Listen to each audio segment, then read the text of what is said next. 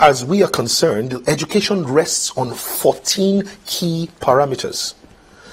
Truth be told, like every other cobweb, one strand of that cobweb will not have the ability to catch the problem that you're trying to catch. And so it's the network of all these problems, or these pillars of education, that will have the capacity to help us revive it. So what are those 14 pillars? I would run very quickly through them, hoping that if you're writing, you might be able to note something down. Number one is the students themselves. We need students who are inspired to excel, not just to pass an exam, but to excel. We need students who would appreciate the importance of academic excellence to their capacity to be able to deliver the kind of future that they desire. Now, I have never seen any one student that wants to fail in my life. Not once. I haven't met one. So the students will have to be highly inspired, they will have to be highly energized, but they have to be taught how to excel. What are the principles of academic excellence? Number two, and I'm then going to move on very quickly, is our teachers. We need teachers that are greatly inspired. In fact, put in another way, we don't just need teachers, we need great teachers.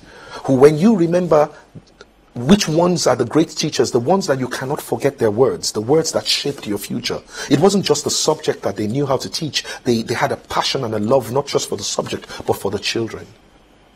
Number three, we will need guardians, parents and caregivers to come on board. We must have a strategy for them. We must have a strategy for principals and administrators, number four.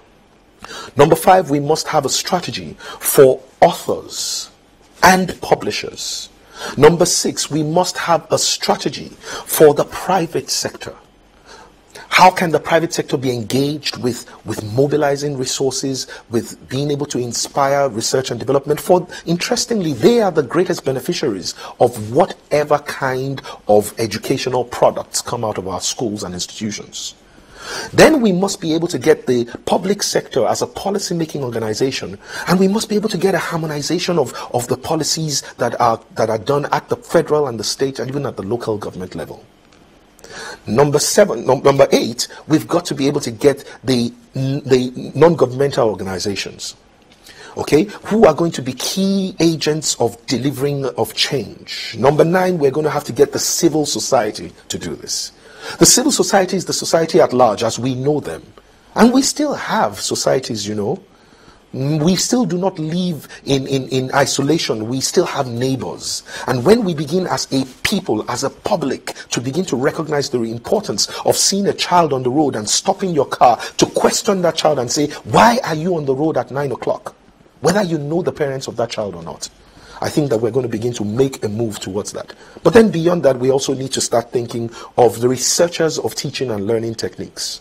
We have to start thinking of curriculum developers. We have to start thinking of media and entertainment that become the key drivers of the desire for educational excellence or academic excellence. And lastly, we're going to have to think so much of what we would call the judiciary. I think that one of the key things that has brought tears to my eyes is just the greatest injustice that is being done against students, and in some cases against lecturers, but mostly by lecturers in Nigeria. I know of two young students that live in my house. One of them is an undergraduate student who has just been told, having thought that he was graduating, that they cannot find 3 of his results in. He has literally gotten ready, gotten everything he needs for his National Youth Service Commission camp. And he was told that he cannot find his result. How do you lose a student's result? And then they said to him, okay, you know what, we can't find 3 of them. Why don't you just sit for one exam? We'll know what to do with the rest. They haven't said to him that he has failed, but they couldn't tell him that he had passed. The boy has been living in turmoil for the last 3 to 4 weeks. Now, this is the point that we're making. It is time for us to start thinking about how we can integrate myriads of policies and, of course, of projects. So last year, one of the things that we did was we decided that we were going to adopt an educational district in Lagos State. And we took on District 4, which had about 820 students in it. And we had, about 91 schools and a few thousand students. Now, we were able to set up with the help of raising 75 volunteer teachers, we set up 4 training centers, and we had 800 students in those training centers. To cut the long story short, there came a point in the course of our teaching them 3 courses after school. We had leadership, we had maths, and we had English. And in the course of teaching them leadership, maths, and English, especially maths, we got to a point where they needed to learn about construction. And you know those things that you need the protractor and all of those things for. Well, out of 820 students, may I announce to you that only 30 of them had math sets. Now, construction is not one of those courses that requires much brains. It just needs you to know how to use the tools. And no matter how brainy you are, you cannot find accurately angle 45 or draw a semicircle with your hand, freehand. It can't work. When we tried to teach trigonometry, we found out only 11 students had 4-figure tables. Now, trigonometry is 12 marks in exams.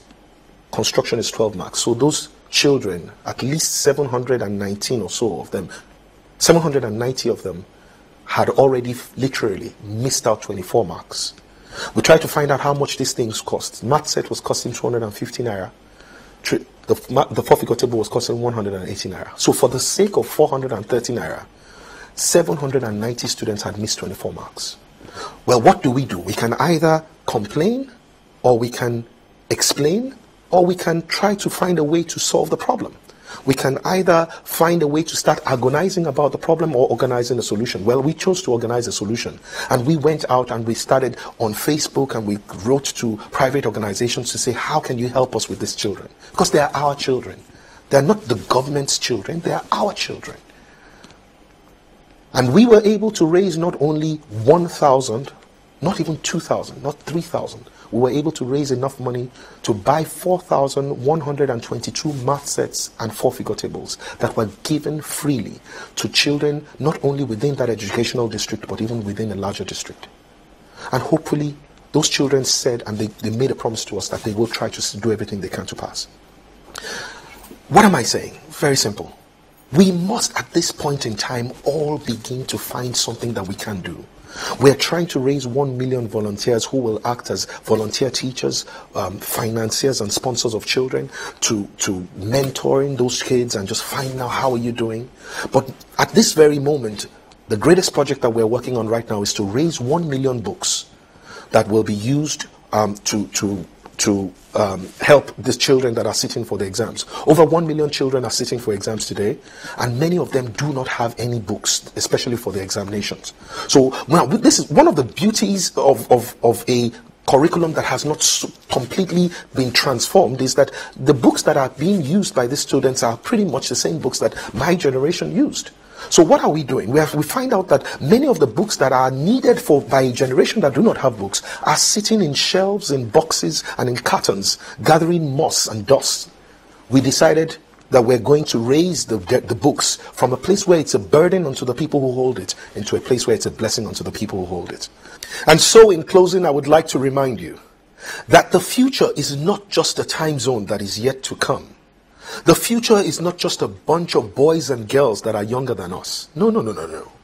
The future is everything that we can do but have not yet done. The future is everything we can be but have not yet become. The future is everything we can have but have not yet possessed. In that light, great is the future of Nigeria. Great is the future of Africa. And indeed, great is the work that needs to be done by us all, this generation, towards securing the future by the time which we will be in retirement. I want to say once again, thank you for the visionary leadership of His Excellency Ambassador Dozie Nwana. Thank you to all the organizers, and thank you for listening to me out there today. God bless you as you deliver the future, and God bless the Federal Republic of Nigeria. Thank you.